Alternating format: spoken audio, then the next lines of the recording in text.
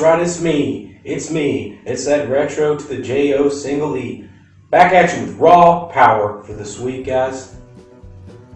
It was actually a bit better than last week. Last week was a chaotic mess. I can't even comprehend how they wrote it this way. It was just, oh my goodness, it was not very good. Not good at all. So, was this Raw better? It was a little bit better. It still wasn't a great show, but it had its moments.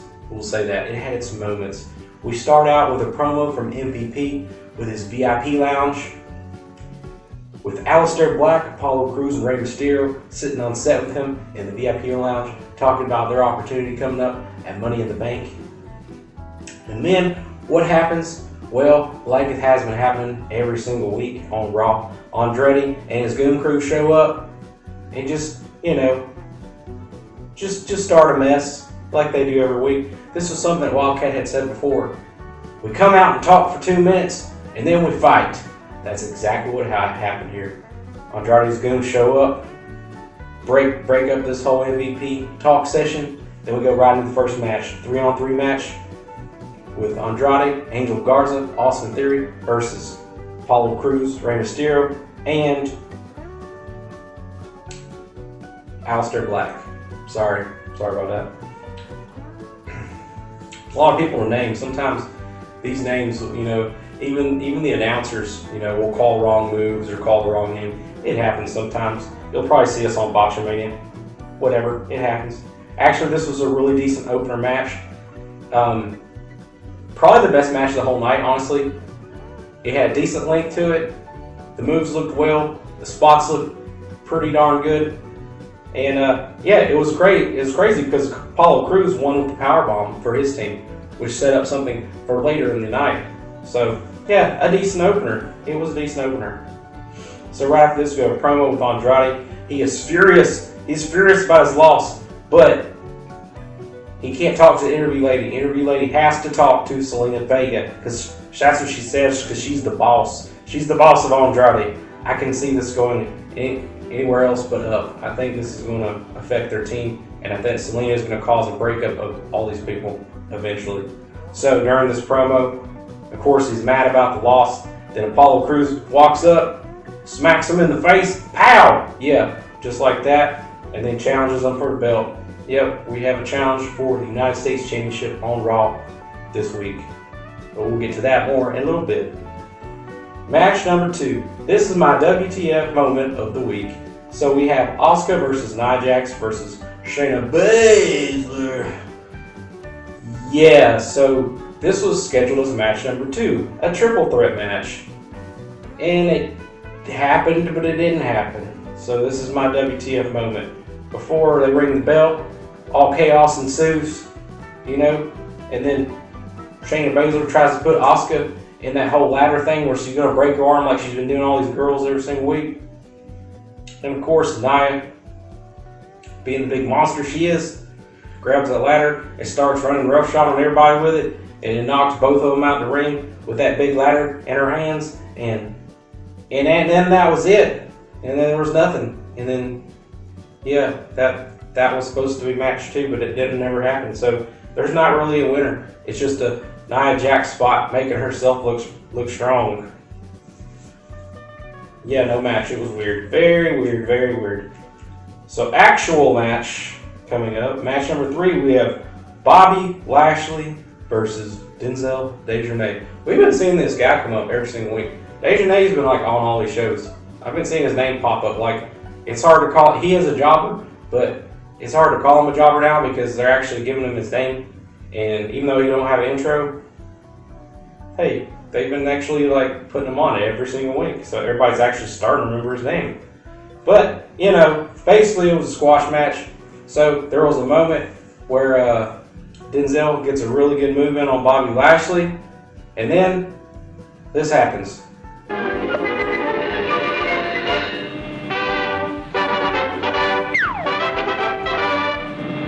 That's right, because he's Bobby Lashley, he's almighty, and he ams what he ams, and that's what he ams. Yep. So match number 4, we have another rematch with Liv Morgan versus Ruby Riott. This is a whole long story from the Riott Squad, and they're falling out all this. And this is another rematch. But basically, I don't know, it was a short and sloppy match. It basically closes out this whole Riott Squad story. This thing's been dragging on for a long time. And Liv Morgan seals this storyline with her Oblivion finisher. And that should be all we see of this, but you never know. They like to drag things further past what they're supposed to. Elias, yeah. So, anyways, that was match number 4. Then we go on to a promo with Nia Jax screaming at Charlie, the interview lady. Her name is Charlie. Basically screaming at her because she's asking her about Asuka and all this, and all you get's a scream match. So, yeah, she just, Charlie, basically. That's all it is. She's just screaming. Like, we know you're a big monster. Stop. But if you have to scream because that's all you're good at, I guess do it. Because you're not good in the ring. Yeah. So then we get a promo with the Viking Raiders challenging the Street Profits because they say that they're the best tag team and the Street Profits are just number 2. And that's all the promo was. It was decent. It was fine. Moving on, match number 5. We have the return of Jinder Mahal. And he is facing Akira Tozawa in the ring. We haven't seen Jinder in a while. He looks really different now in this one. I don't know what it is, but he's short hair or something. I don't know. He's looking pretty buff on this one, guys. I have to say he looks different than before. I don't know. Anyways, it was a super squash. Jinder did win because he squashed Akira for 2 minutes straight, and that's all they wrote. Super squash. Match number 6, we have the United States Championship match with Andrade versus Apollo Crews. I was actually very excited to see this match because the build-up was actually okay on this Raw for this. Because Apollo Crews has been getting a big push lately, and he kind of deserves it, okay? Apollo Crews looks amazing in the ring, and he does deserve something for his character. Even though I think his character is very generic, and he has refused to change his character, or I don't know, maybe it's creative or refusing him to do it. But I think that Apollo did deserve this. Unfortunately, I don't... Okay, so here's what happens during matches, okay? So, the match is set up, alright? I'm going to borderline go kayfabe here. I might borderline break it, I don't know. But we'll just put it this way. When you have a match with somebody, I'll try to make it non-kayfabe breaking. When you have a match with somebody, if something happens during the match that's not, planned or anything like that, we'll say, I want to say planned, that's too strong. So basically what happened was Apollo does this flip out of the ring, he lands his knee really hard, and he sells that knee for the entire match.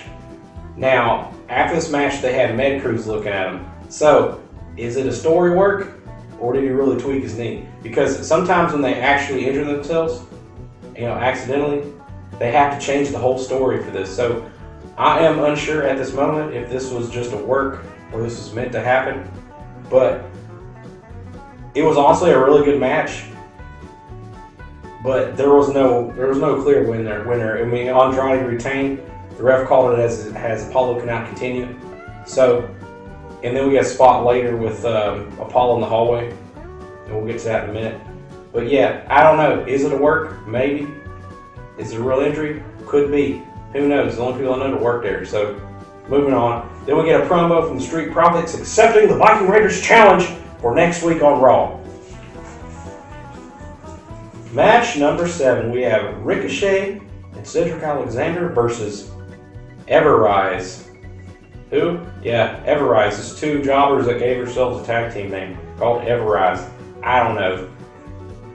Anyways, the jobbers actually came out really strong. They came out the gate fast and furious at Cedric and Ricochet. But obviously, the named people are going to win this match because that's how it goes. And yeah, I don't know. They're overmatched by them because they're jobbers. I mean, jobbers are just people that haven't made it yet, basically. They call them a performance enhancers, but they're just kind of like the nobodies of WWE that are trying to make their way. So, I don't know. It was a good job by them. They looked strong in the ring, but they were overmatched by Cedric and Ricochet at the end, and they were the ones that took the win. I got a weird promo here from MVP. He's pushing a rematch for next week with Shane Thorne and Brandon Pink. These guys are basically kind of NXT jobbers, but I don't know why he's pushing them. That was just a weird spot. I don't know.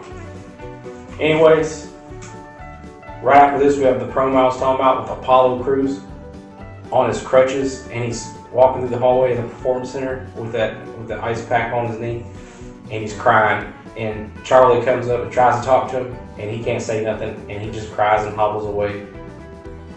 You're supposed to be like, your character is supposed to be like the almighty now, and you're crying. There's no crying in baseball. Come on, guy.